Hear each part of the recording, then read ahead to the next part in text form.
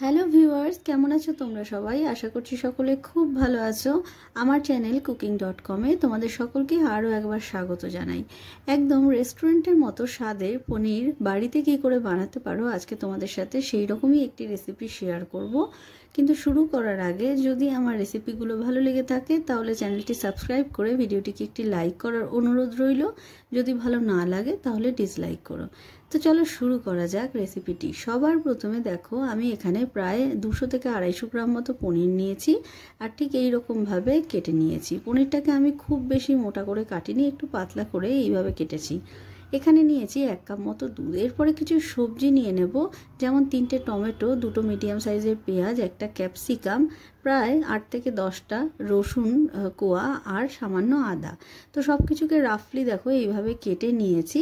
এরপরে কড়াই বসিয়ে দিলাম আমি গ্যাসে।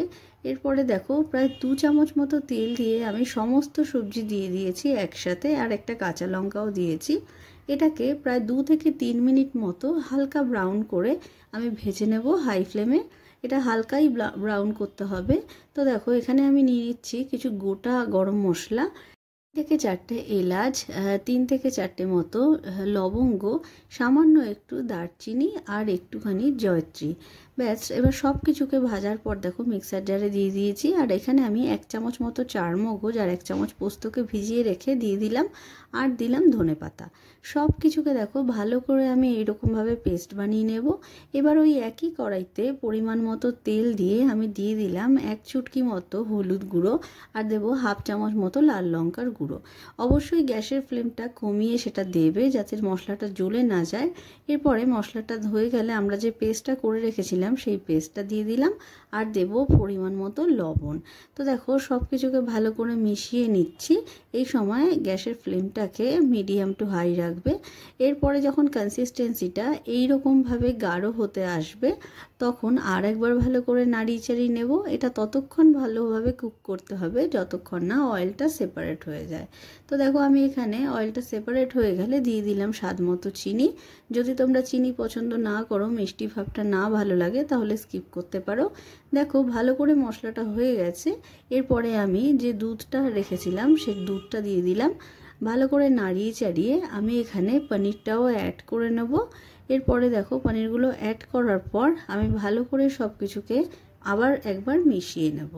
এই সময় গ্যাসটা একটুখানি লো রাখবে যাতে দুধটা ফেটে না যায়। তারপরে দেখো পনিরটা দেওয়ার পর আমি ভালো করে আবার মিশিয়ে নিচ্ছি। এরপর এটাকে ভালো করে বয়েল করে নেব প্রায় 3 থেকে 4 মিনিট মতো। এটা মিডিয়াম আঁচে বয়েল করবে, যতক্ষণ না একটা ভালো করে ফোটান আসে ততক্ষণভাবে একটু ঢেকে মিডিয়াম আঁচে বয়েল করে নেবে। দেখো ফুটে গেছে। আবার ভালো করে গ্রেভিটাকে আমি নাড়িয়ে চাড়িয়ে নিচ্ছি। এরপরে আমি এখানে অ্যাড করে দেবো গরম মশলা গুঁড়ো। আমি এখানে শাহি গরম মশলা গুঁড়ো অ্যাড করেছি। এরপরে দিয়ে দেবো কাসুরি মেথি। যদি কাসুরি মেথি না থাকে তাহলে স্কিপ করতে পারো, শুধু গরম মশলা গুঁড়ো দিলেও হবে। ভালো করে নাড়িয়ে চাড়িয়ে নিচ্ছি। ব্যাস, আমাদের পনিরের রেসিপিটি একদম রেডি। এই ধরনের রেস্টুরেন্ট স্টাইল পনির তোমরা বাড়িতেই বানিয়ে নিতে পারো আর একবার ট্রাই করে দেখতে পারো। এইরকমভাবে অসাধারণ স্বাদের হয় খেতে, তার গ্যারেন্টি আমি দিচ্ছি। একবার করে অন্তত রুটি, লুচি, পরোটা যা কিছুর সাথে তোমরা এনজয় করতে পারো। তো ভিডিওটি লাইক করো। থ্যাংকস।